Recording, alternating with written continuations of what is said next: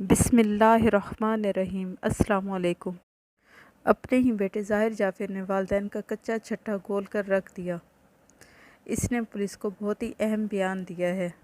ظاہر جعفر کو جیل میں دہشت گردوں کے بیرک میں ڈال دیا گیا ہے۔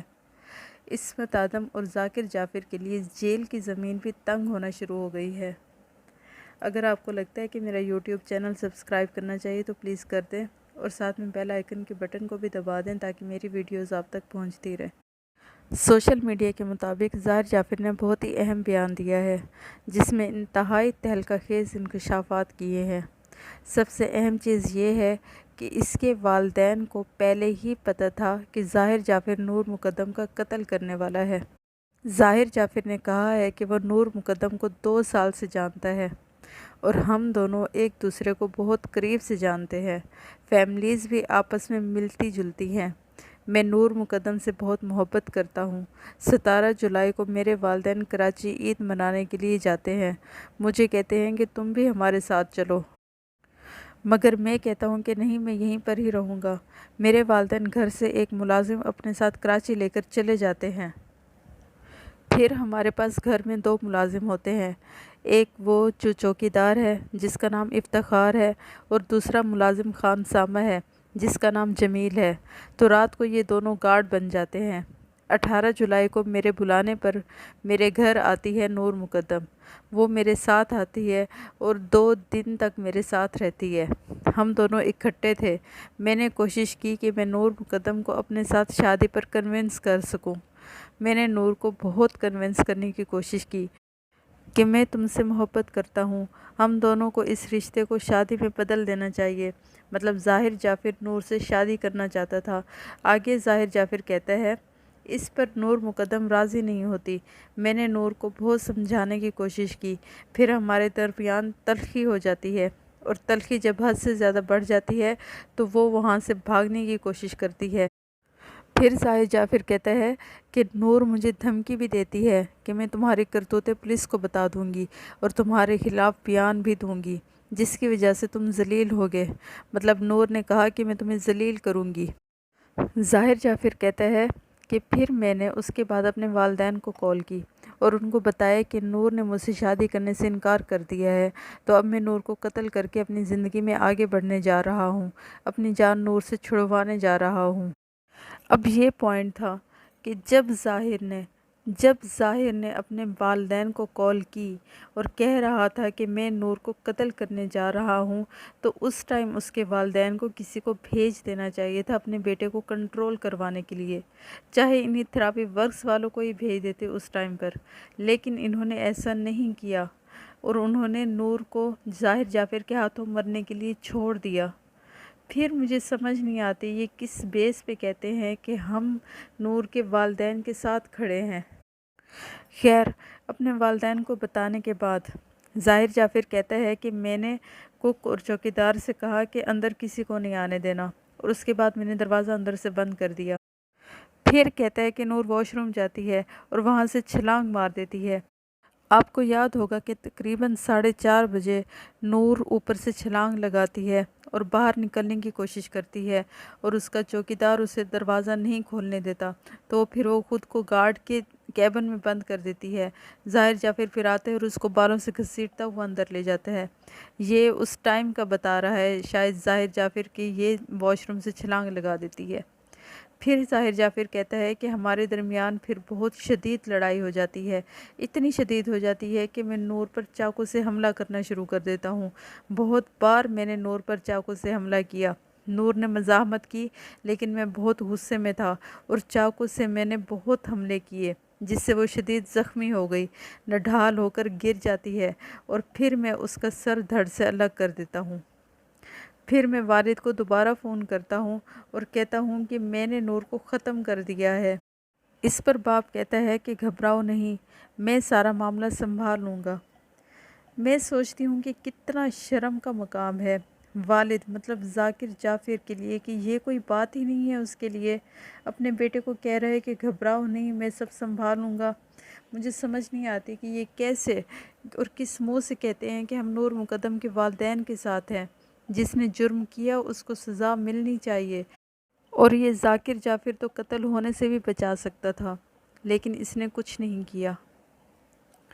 پھر ظاہر جعفر کہتا ہے کہ میرے والد نے کہا کہ میں تھراپی ورکس والوں کو بھیج رہا ہوں، وہ آپ کو یعنی ظاہر جعفر کو بھی نکال لیں گے اور نور مقدم کی لاش کا بھی بندوبست کر دیں گے۔ مطلب تو یہی تھا کہ تم گھبراؤ نہیں، وہ نور مقدم کی لاش کو بھی ٹھکانے لگا دیں گے اور تمہیں یعنی ظاہر جعفر کو بھی لے جائیں گے۔ تھراپی ورکس کی ٹیم آئی ہی اسی کام کے لیے تھی، ایمبولنس میں آئی تھی وہ، اور بہت سارے لوگ بھی آئے تھے۔ اس طرح تو تھراپی ورکس کی ٹیم بھی اس جرم میں برابر کی شریک بنتی ہے۔ اب میں سوچتی ہوں کہ اس نے اچانک سے ہی قتل نہیں کیا نور مقدم کو، اس نے پہلے بھی قتل کیے ہوں گے، کیا پتہ اس کے باپ نے بھی قتل کیے ہوں، جو اپنے بیٹے کو کہتا ہے کہ گھبراؤ نہیں، میں سارا معاملہ سنبھال لوں گا۔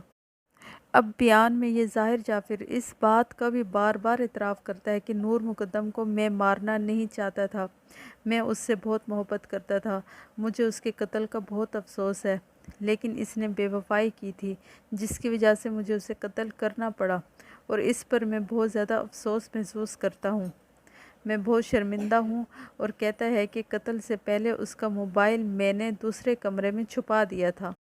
خواتین کو اس طرح کے کیسز سے سیکھنا چاہیے کہ ہر چمکتی ہوئی چیز سونا نہیں ہوتی، یہ جو دوستی، محبت، پیار ہے، یہ سب آپ کی اپنی سوچ ہے، مگر سب سے خوبصورت رشتہ نکاح کا ہے۔ پیرنٹس کو اپنے بچوں کو انڈرسٹینڈ کرنا چاہیے، اگر وہ کسی سے شادی کرنا چاہتے ہیں تو دیکھ بھال کر شادی کر دیں، زندگیوں میں سکون آ جائے گا۔ اور والدین اپنے بچوں کو سکھائیں کہ ہر عورت عزت کے قابل ہوتی ہے، گھر سے باہر بھی اور گھر کے اندر بھی۔ اب سینٹ کی ہیومن رائٹس کمیٹی کے نوٹس لینے کے بعد نور مقدم کیس کے 5 ملزمان کا نام ECL میں ڈال دیا گیا ہے، اور ساتھ میں اڈیالہ جیل میں بھی ان پر شدید سختی کر دی گئی ہے، اور ظاہر جعفر کو دہشت گردوں کے بیرک میں ڈال دیا گیا ہے۔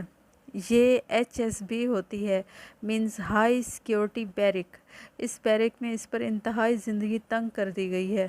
آپ کو پتہ ہے عثمان مرزا جس کی گھٹیا ویڈیو وائرل ہوئی تھی، اس کو یعنی عثمان مرزا کو بھی اسی بیرک میں رکھا گیا ہے۔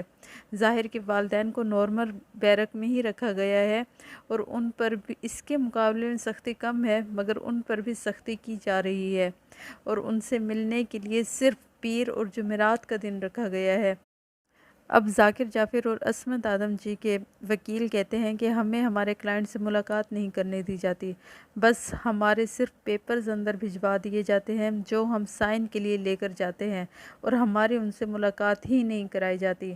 اب ان کا دوسرا پلان یہ ہے کہ ہائی کورٹ میں درخواست دیں گے، اور یہ بھی درخواست میں لکھا جائے گا کہ ہمیں جیل میں سہولیات میسر نہیں ہیں، ہمیں سہولیات سے استفادہ نہیں کرنے دیا جا رہا، ہم پہ بہت پابندیاں ہیں، جو عام قیدی ہیں ان کے ساتھ ایسا سلوک نہیں ہے۔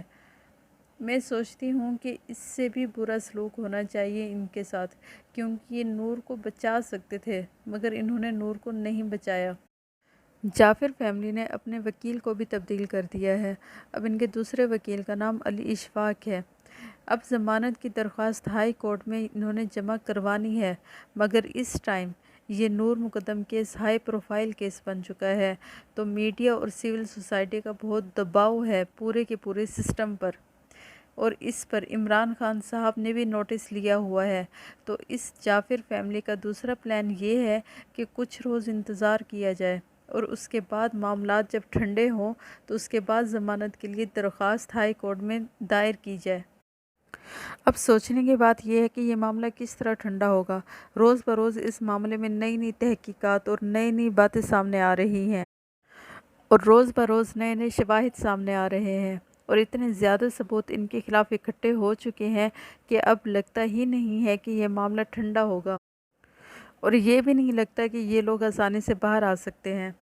میں آخر میں اپنے والدین سے یہ کہنا چاہوں گی کہ ہمیں ہمارے بچوں کو، چاہے وہ بیٹے ہوں یا بیٹیاں، انہیں بچپن ہی سے گڈ ٹچ اور بیڈ ٹچ کے بارے میں بتانا چاہیے، اور بتانا چاہیے کہ منشیات سب کچھ تباہ کر دیتا ہے، یہ ایسی گندی چیز ہے جو خاندانوں کے خاندان تباہ کر دیتی ہے۔ اور لڑکیوں کو یہ کہنا چاہوں گی کہ جو آپ سے محبت کرتا ہے وہ آپ کو عزت دے گا، اور نکاح سب سے بڑی عزت ہے۔ اگر آپ کو لگتا ہے کہ کوئی آپ کو اچھا لگتا ہے تو آپ نکاح کریں اور اپنے رشتے کو حلال اور جائز بنائیں۔ امید کرتی ہوں کہ میری ویڈیو آپ کو اچھی لگی ہوگی۔ نیکسٹ ویڈیو تک کے لیے اللہ حافظ۔